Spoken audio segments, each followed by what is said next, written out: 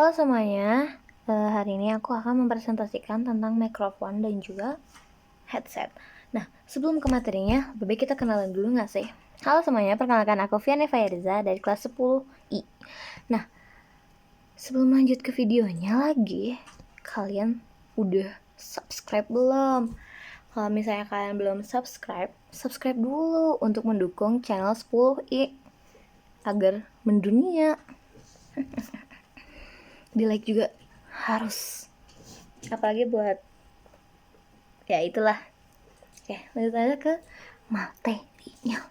Nah, materi yang pertama adalah materi mikrofon. Mikrofon atau mic adalah alat pengeras suara yang berjenis transducer, yakni mampu mengubah energi akustik gelombang suara menjadi sebuah sinyal listrik.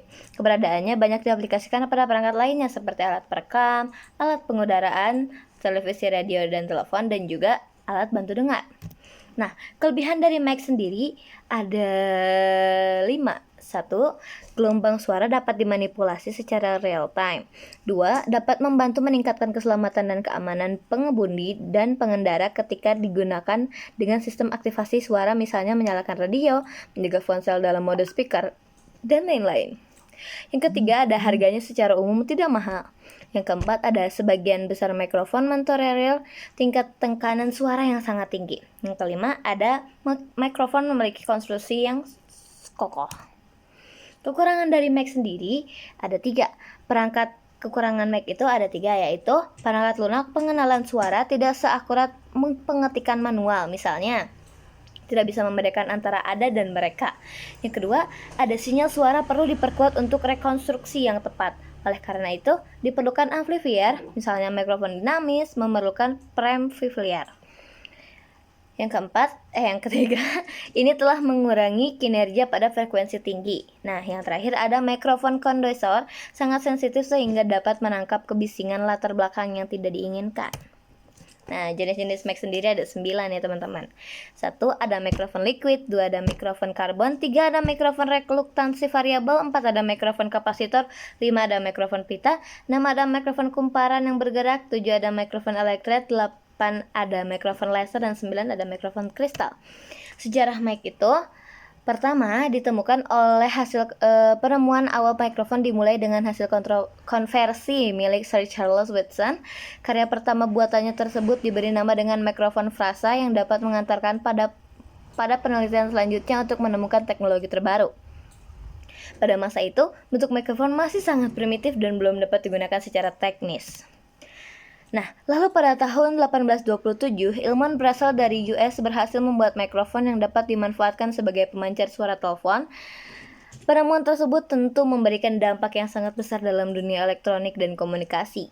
Hingga akhirnya pada tahun 1876, Thomas Alva Edison berhasil membuat mikrofon praktis pertama yang bisa berdiri sendiri. Kajian dan penelitian terus dilakukan hingga mampu menghasilkan mikrofon elektrik yang dengan tingkat kesensitifan yang tinggi.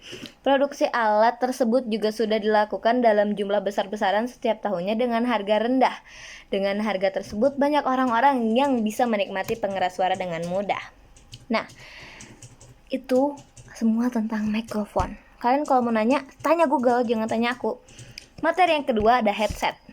Headset adalah speaker telinga atau yang biasa kita sebut headset. Ini merupakan perangkat elektronik yang menggabungkan headphone dan mikrofon. Secara umum, headphone digunakan untuk mendengar suara dan berbicara ke perangkat komunikasi atau komputer secara bersamaan. Nah, fungsi dari headset sendiri adalah mendengarkan musik, berkomunikasi, bermain game, meeting atau belajar online, menonton film, dan membuat video tuh bisa pakai headset, guys. Nah, ada dampak negatif juga loh. Nah, 1. Ada sakit telinga, 2. Ada infeksi pendengaran, 3. Ada kehilangan pendengaran, 4. Memiliki efek terhadap otak. Ini bisa terjadi apalagi kita sembarangan menggunakan headset dan semacamnya, apalagi kita overuse. Nah, selanjutnya ada jenis-jenis headset. Headset memiliki banyak jenisnya, of course. Yang pertama ada headset, yang kedua ada headphone, yang ketiga ada backphone, yang keempat ada earphone. Info ini terbagi menjadi 3 lagi, guys, yaitu ada IEM atau in-ear monitor. Yang kedua ada earbud, yang ketiga ada earfit. Nah, sejarah dari headset ini, headset diciptakan pertama kali pada tahun 1910 oleh Nathaniel Baldwin, mahasiswa Universitas Stanford. Namun penemuannya ini tidak langsung menjadi perhatian publik karena seperti layaknya penemu pada zaman itu, Baldwin tidak mampu menemukan orang yang berminat untuk memproduksi temuannya secara massal. Nah, alat dengar untuk telepon sebenarnya sudah ada sejak abad ke-20. Di tahun 1986, terdapat teknologi pengurangan gangguan suara dengan mengembangkan headset untuk melindungi pendengaran pilot dari kebisingan. Oleh karena itu, penggunaan awal dan pasar untuk headset terutama untuk tujuan penerbangan. Semenjak itulah masyarakat mulai sadar dengan teknologi ini. Bahkan pada 1961, headset dipakai dengan kokpit pesawat terbang. Para pilot menyukainya karena headset ini ringan dan nyaman dipakai. Headset ini pertama kali digunakan untuk pesawat telepon pada tahun 1970. Pada awal tahun 2000, bersamaan dengan berkembangnya telepon seluler, headset jenis nirkabel berbasis teknologi Bluetooth mulai populer dipakai. Selama tahun 1990 dan 2000, headset menjadi tipe yang paling digemari oleh alat musik pribadi. Dan pada tahun 1919, sensitive earphone ini digunakan umumnya untuk radio. Keadaannya belum sebagus sekarang. Gangguan atau noise masih banyak dan kualitas suaranya pun masih sedikit kasar atau mentah. Dahulu, ketika menggunakan radio, headset harus disambungkan ke terminal baterai yang bertegangan volt tinggi dan terminal baterai di tanah. Penggunaan koneksi listriknya pun tidak nyaman bagi pengguna karena mengagetkan. Nah, sekian dari saya. Segitu aja materinya. Ingat ya, kalau kalian mau nanya jangan nanya di kolom komentar, tanya aja sama Mbah Google. Makasih juga buat semuanya udah nonton sampai akhir.